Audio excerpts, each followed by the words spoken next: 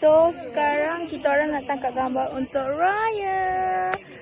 Ini Tasha, ini Umi, inilah Baiti, Iris and Najwa. So macam mana pengakhiran gambar raya kita orang pun tak tahu. Itu kat belakang tu guys, kat belakang tu. Ni kelas kita orang tengah tunggu tu.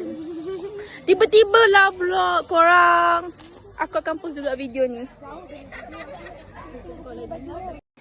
What? Bro, what are you talking about, man? Selamat Hari Raya kamu. Okay, bagi kata-kata sikit Hari Raya.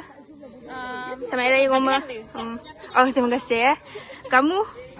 Saya mengucapkan selamat Hari Raya kepada semua pelajar di SK1A. Lembut sikit, Okey, betul. Okey, retik. Okay. Okey. Saya Nur Ain Syafiqah binti Muhammad Rafi, wakil kelas pelajar di SK1A, ingin mengucapkan selamat Hari Raya kepada semua jabatan JP. Bye. Weh.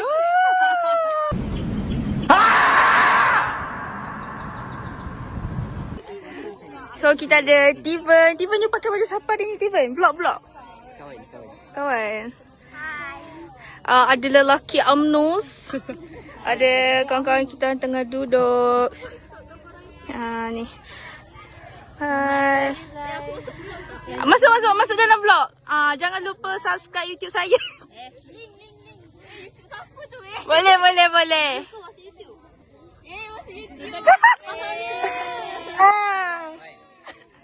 Dekat sana pada orang.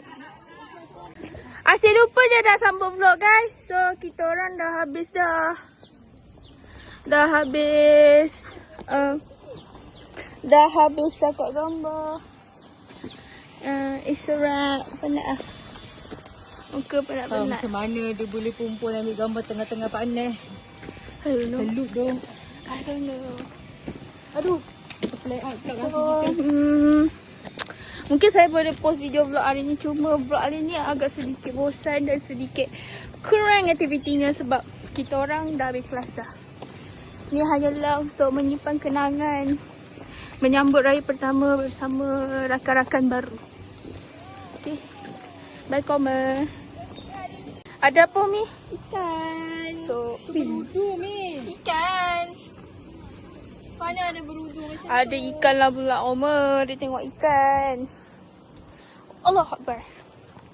Kita orang kat susul. Susul apa nama dia? Susul gajah. Gajah. Selalu gajah. Benda gajah. Penat le rakan-rakan. Lalu kat tepi ni kita tengok budak-budak halal food tengah buat biskut. Cantiknya. What the Ilat asyik PC korang. Warna hijau tu. Dia kalau tasik warna hijau ni sangat-sangat toksik tu. Sangat toksik. Seperti Assalamualaikum guys. Macam biasalah, saya lupa nak end vlog saya. Jadi kita akan end vlog kita dekat Pusat Islam macam biasa. Thank you untuk tengok vlog saya. Jumpa di waktu akan datang bersama vlog baru.